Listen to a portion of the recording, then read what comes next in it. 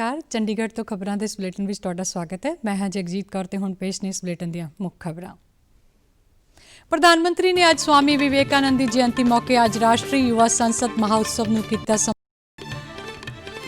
Supreme court ने नवे खेती कानूनां नूं लागू करन ते लगाई रोक।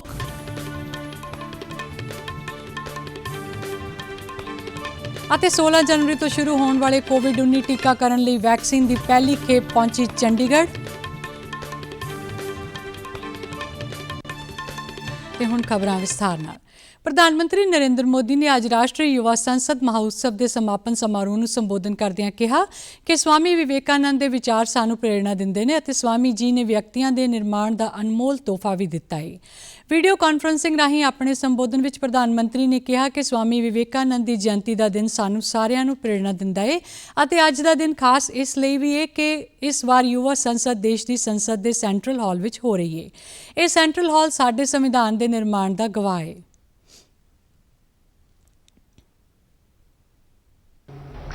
स्वामी जी ने जो देश और समाज को दिया है वो समय और स्थान से परे हर पीढ़ी को प्रेरित करने वाला है, रास्ता दिखाने वाला है।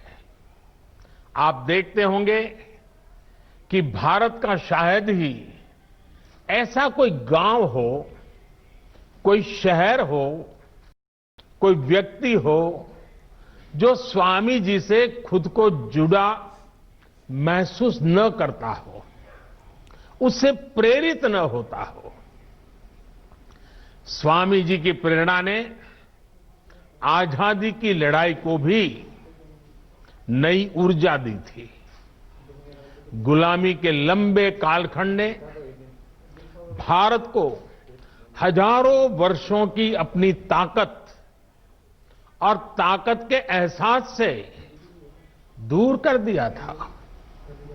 स्वामी विवेकानंद ने भारत को उसकी वो ताकत याद दिलाई। उन्होंने कहा कि स्वामी जी ने हमेशा नौजवानों की सरीरक मानसिक समर्था के विकास पर जोर दिता है। स्वामी जी के उपदेशों तो प्रेरित होकर सरकार भारतीय नौजवानों की मानसिक और सरीरक समर्था के विकास से विशेष रूप से ध्यान दे रही है। उन्होंने कहा कि देश को आज़ाद होने तो इन्ने वरे बाद भी आज समाज में स्वामी जी का प्रभाव स्पष्ट रूप में दिखाई दिंदा है। उन्होंने अध्यात्मक राष्ट्रवाद, राष्ट्र निर्माण और मानवता की सेवा लिए जो विचार उन्हों का अज भी साडे देश के लोगों के मनां ते असर है। प्रधानमंत्री ने नवी सिक्ख्या नीति की गल करदिआं कहा कि नवी कौमी सिक्ख्या नीति का मुख्य उद्देश्य बेहतर व्यक्तियों का निर्माण नाल बेहतर राष्ट्र का निर्माण करना भी है। आज जो देश में नई नेशनल एजुकेशन पॉलिसी लागू की गई है उसका भी बहुत बड़ा फोकस बेहतर इंडिविजुअल्स के निर्माण पर है। व्यक्ति निर्माण से राष्ट्र निर्माण, ये पॉलिसी युवाओं की इच्छा, युवाओं के कौशल, युवाओं की समझ, युवाओं के फैसले को सर्वोच्च प्राथमिकता देती है। अब चाहे जो सब्जेक्ट चुनिए, चाहे जो कॉम्बिनेशन चुनिए, चाहे जो स्ट्रीम चुनिए, एक कोर्स को ब्रेक देकर आप दूसरा शुरू करना चाहें तो आप वो भी कर सकते हैं। अब ये नहीं होगा कि पहले वाले कोर्स के लिए आपने जो मेहनत की थी वो बेकार हो जाएगी। इस मौके लोकसभा के स्पीकर ओम बिरला, केंद्रीय सिक्ख्या मंत्री रमेश पोखरियाल निशंक और युवा मामलों ते खेड मंत्री किरण रिजिजू ने भी संबोधन किया। युवा संसद मुकाबले के 3 जेतुओं ने भी प्रोग्राम दौरान अपने विचार रखे। चंडीगढ़ में भी आज स्वामी विवेकानंद जी की जयंती यानी कौमी युवा दिवस मौके पंजाब इंजीनियरिंग कॉलेज में भी युवा संसद करवाई गई। हरियाणा के मुख्यमंत्री मनोहर लाल ने आज युवा दिवस मौके सूबे के नौजवानों को नवी सौगात दिंदिआं हरियाणा कर्मचारी चोण कमीशन के नवे पोर्टल वन टाइम रजिस्ट्रेशन की शुरुआत की। मुख्यमंत्री ने पोर्टल बारे विस्तारपूर्वक जानकारी दी।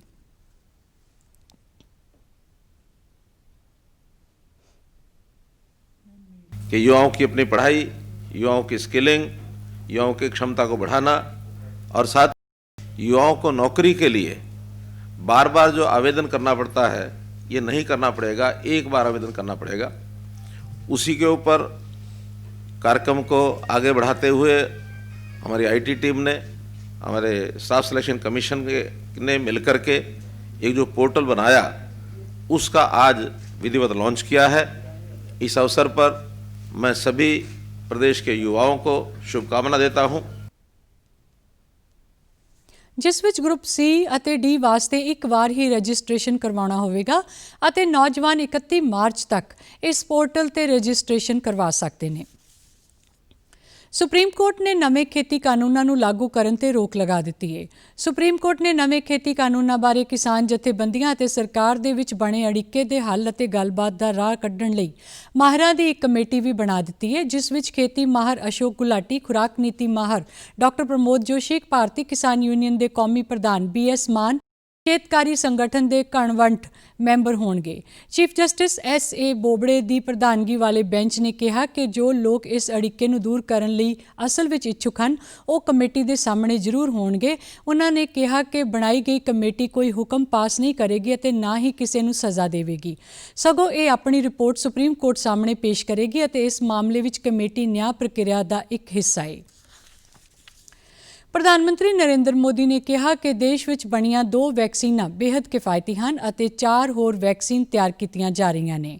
ਪ੍ਰਧਾਨ ਮੰਤਰੀ ਨੇ ਕੱਲ੍ਹ ਸ਼ਾਮ ਸਾਰੇ ਸੂਬਿਆਂ ਦੇ ਮੁੱਖ ਮੰਤਰੀਆਂ ਦੇ ਨਾਲ ਕੋਵਿਡ-19 ਦੀ ਸਥਿਤੀ ਬਾਰੇ ਸਮੀਖਿਆ ਕਰਦਿਆਂ ਅਤੇ ਟੀਕਾਕਰਨ ਪ੍ਰੋਗਰਾਮ ਸ਼ੁਰੂ ਕੀਤੇ ਜਾਣ ਤੇ ਵਿਸਥਾਰਪੂਰਵਕ ਚਰਚਾ ਸਮੇਂ ਕਿਹਾ ਕਿ ਦੇਸ਼ ਵਿੱਚ ਇਸ ਮਹੀਨੇ ਦੀ 16 ਤਰੀਕ ਤੋਂ ਦੁਨੀਆ ਦੇ ਸਭ ਤੋਂ ਵੱਡੇ ਟੀਕਾਕਰਨ ਪ੍ਰੋਗਰਾਮ ਦੀ ਸ਼ੁਰੂਆਤ ਦੇ ਨਾਲ ਭਾਰਤ ਕੋਵਿਡ-19 ਦੇ ਖਿਲਾਫ ਜੰਗ ਦੇ ਫੈਸਲਾਕੁਨ ਪੜਾਅ ਵਿੱਚ ਪਹੁੰਚ ਰਿਹਾ ਹੈ।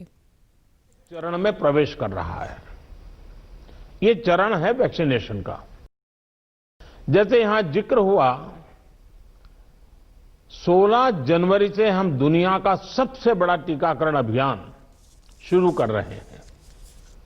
ये हम सभी के लिए गौरव की बात है कि जिन 2 वैक्सीन को इमरजेंसी यूज ऑथराइजेशन दिया गया है, वो दोनों ही मेड इन इंडिया है।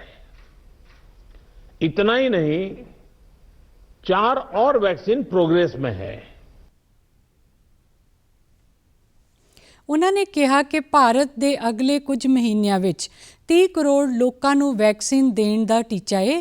ਉਹਨਾਂ ਕਿਹਾ ਕਿ ਪਹਿਲੇ ਪੜਾਅ ਹੇਠ ਸਿਹਤ ਕਰਮੀਆਂ ਅਤੇ ਹੋਰ ਮੋਹਰੀ ਕਤਾਰ ਵਿੱਚ ਕੰਮ ਕਰਨ ਵਾਲਿਆਂ ਨੂੰ ਟੀਕਾ ਲਗਾਇਆ ਜਾਵੇਗਾ ਅਤੇ ਇਸ ਪੜਾਅ ਵਿੱਚ 3 ਕਰੋੜ ਲੋਕਾਂ ਨੂੰ ਵੈਕਸੀਨ ਲਗਾਉਣ ਦਾ ਖਰਚ ਕੇਂਦਰ ਸਰਕਾਰ ਕਰੇਗੀ।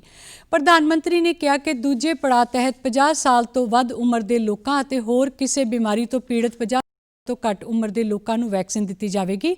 ਪ੍ਰਧਾਨ ਮੰਤਰੀ ਨੇ ਦੱਸਿਆ ਕਿ ਮਾਹਿਰਾਂ ਨੇ ਦੇਸ਼ ਵਾਸੀਆਂ ਨੂੰ ਅਸਰਦਾਰ ਟੀਕੇ ਮੁਹੱਈਆ ਕਰਾਉਣ ਲਈ ਸਾਰੀਆਂ ਸਾਵਧਾਨੀਆਂ ਵਰਤੀਆਂ ਨੇ।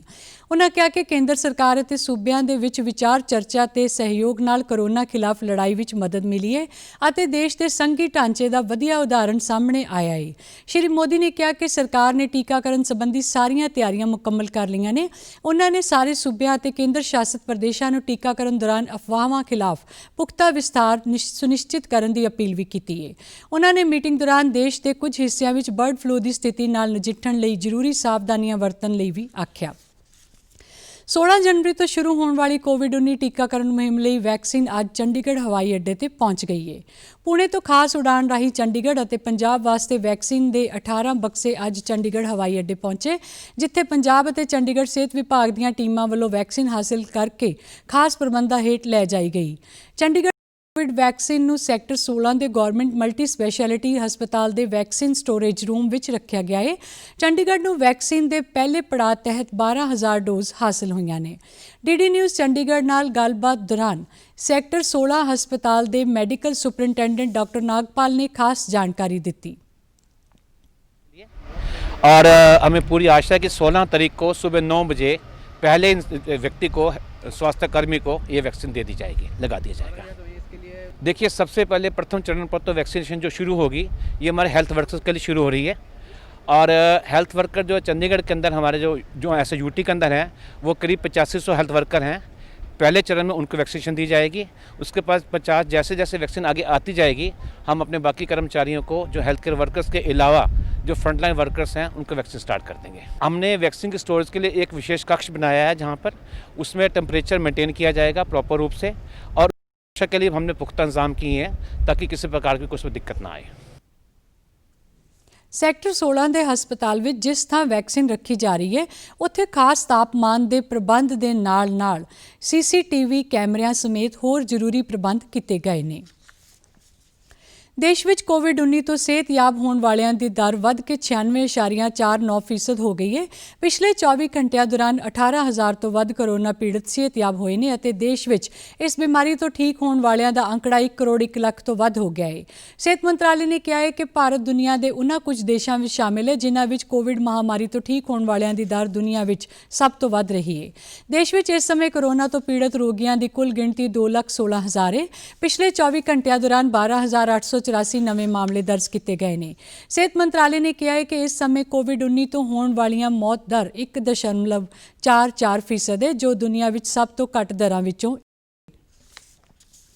ਚੰਡੀਗੜ੍ਹ ਵਿੱਚ ਇਸ ਸਮੇਂ ਕੋਰੋਨਾ ਦੇ ਐਕਟਿਵ ਮਾਮਲਿਆਂ ਦੀ ਗਿਣਤੀ 259 ਹੈ।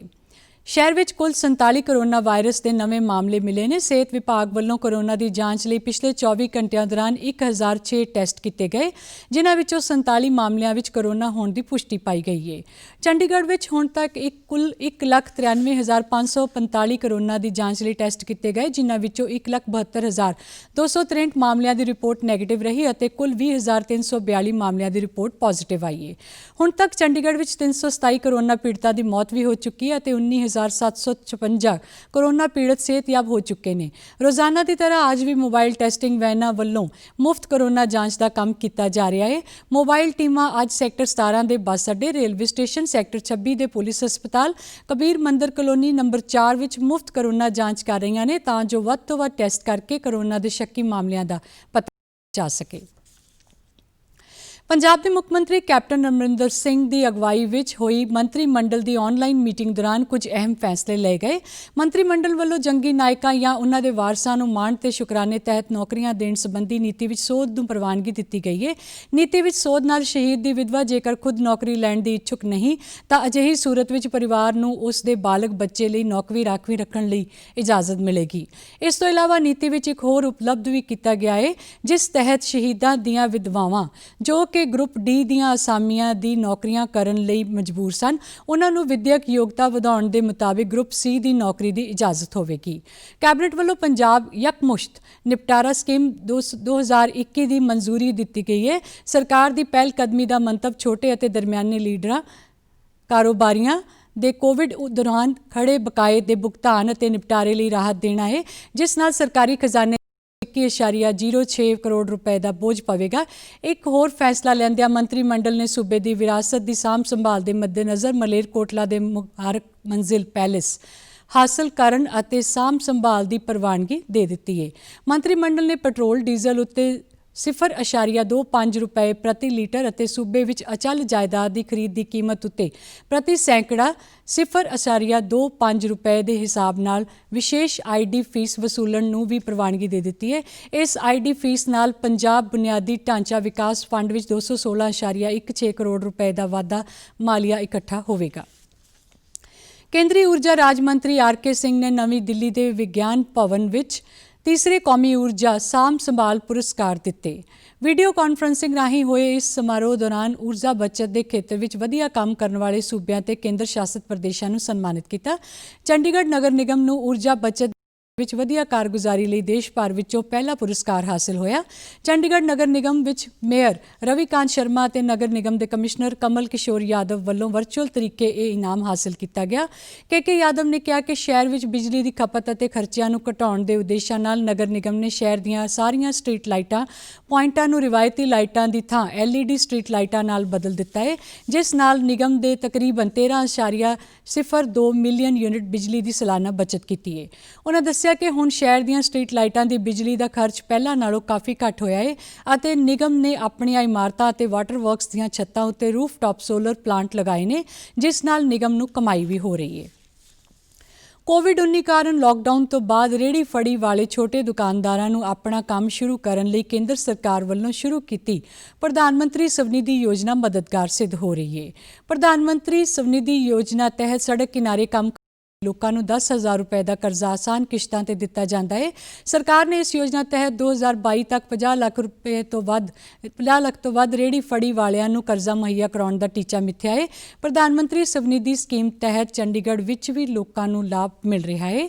ਵਾਲ ਕੱਟਣ ਦਾ ਕੰਮ ਕਰਨ ਵਾਲੇ ਸਾਜਿਦ ਨੇ ਵੀ ਇਸ ਸਕੀਮ ਤਹਿਤ ਕਰਜ਼ਾ ਲਿਆ ਅਤੇ ਉਸਨੇ ਡੀਡੀ ਨਿਊਜ਼ ਚੰਡੀਗੜ੍ਹ ਨਾਲ ਗੱਲਬਾਤ ਦੌਰਾਨ ਇਸ ਸਕੀਮ ਨੂੰ ਉਸ ਜਿਹੇ ਛੋਟੇ ਦੁਕਾਨਦਾਰਾਂ ਵਾਸਤੇ ਲਾਹੇਵੰਦ ਦੱਸਿਆ। सरकार ने 10,000 की स्कीम निकाल ली थी फुटपाथ वर्करों के लिए, तो हमने अप्लाई करा, 10,000 रुपये मिले, इसलिए हम सरकार का धन्यवाद करते हैं और सरकार ऐसी स्कीमें गरीब लोगों के लिए और लाए। ਪ੍ਰਧਾਨ ਮੰਤਰੀ ਸਵਨਿਧੀ ਸਕੀਮ ਤਹਿਤ ਕਰਜ਼ਾ ਸਮੇਂ ਸਿਰ ਮੋੜਨ ਵਾਲਿਆਂ ਨੂੰ ਵਿਆਜ ਵਿੱਚ ਸਬਸਿਡੀ ਵੀ ਦਿੱਤੀ ਜਾਂਦੀ ਹੈ ਅਤੇ ਪਹਿਲਾ ਕਰਜ਼ਾ ਸਮੇਂ ਸਿਰ ਮੋੜਨ ਵਾਲੇ ਵੱਧ ਕਰਜ਼ਾ ਲੈਣ ਦੇ ਹੱਕਦਾਰ ਬਣ ਜਾਂਦੇ ਨੇ। ਕੋਵਿਡ-19 ਦਾ ਖਤਰਾ ਅਜੇ ਟਲਿਆ ਨਹੀਂ, ਇਸ ਲਈ ਸਭ ਨੂੰ ਬੇਨਤੀ ਹੈ ਕਿ ਬਾਹਰ ਜਾਣ ਵੇਲੇ ਮਾਸਕ ਜ਼ਰੂਰ ਪਾ ਕੇ ਰੱਖੋ, ਸਮਾਜਿਕ ਦੂਰੀ ਬਣਾ ਕੇ ਰੱਖੋ ਅਤੇ ਆਪਣੇ ਹੱਥ ਬਾਰ-ਬਾਰ ਸਾਬਣ ਨਾਲ ਧੋਵੋ ਜਾਂ ਸੈਨੀਟਾਈਜ਼ਰ ਦੀ ਵਰਤੋਂ ਕਰੋ। ਜਿਸ ਦਾ ਕਹਿਰ ਸਮੁੱਚੀ ਮਾਨਵ ਜਾਤੀ ਨੂੰ ਆਪਣੇ ਕਲਾਵੇ ਵਿੱਚ ਲੈ ਚੁੱਕਿਆ ਹੈ ਅਤੇ ਟੀਕਾ ਜਾਂ ਦਵਾਈ ਉਪਲਬਧ ਹੋਣ ਤੱਕ ਕੋਰੋਨਾ ਮਹਾਮਾਰੀ ਖਿਲਾਫ ਮਨੁੱਖਤਾ ਦੀ ਜੰਗ ਜਾਰੀ ਹੈ। ਅਜਿਹੇ ਸਮੇਂ ਸਭ ਤੋਂ ਜ਼ਰੂਰੀ ਹੈ ਸਾਵਧਾਨੀ ਅਤੇ ਬਚਾਅ। ਫੇਸ ਮਾਸਕ ਕੋਰੋਨਾ ਤੋਂ ਰੋਕਥਾਮ ਦਾ ਸਭ ਤੋਂ ਪ੍ਰਭਾਵਸ਼ਾਲੀ ਤਰੀਕਾ ਸਾਬਤ ਹੋਇਆ ਹੈ। ਵਿਸ਼ਵ ਸਿਹਤ ਸੰਗਠਨ ਅਤੇ ਮਾਹਰਾਂ ਦੀ ਖੋਜ ਦਾ ਵੀ ਇਹੋ ਨਤੀਜਾ ਹੈ ਕਿ ਮਾਸਕ ਨਾਲ ਮੂੰਹ ਅਤੇ ਨੱਕ ਨੂੰ ਚੰਗੀ ਤਰ੍ਹਾਂ ਢੱਕ ਕੇ ਕੋਰੋਨਾ ਲਾਗ ਨੂੰ ਘੱਟ ਕੀਤਾ ਜਾ ਸਕਦਾ ਹੈ।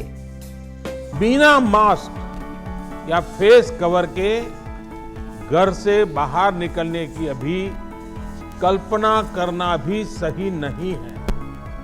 ये जितना खुद उस व्यक्ति के लिए खतरनाक है, उतना ही उसके आसपास के लोगों के लिए भी।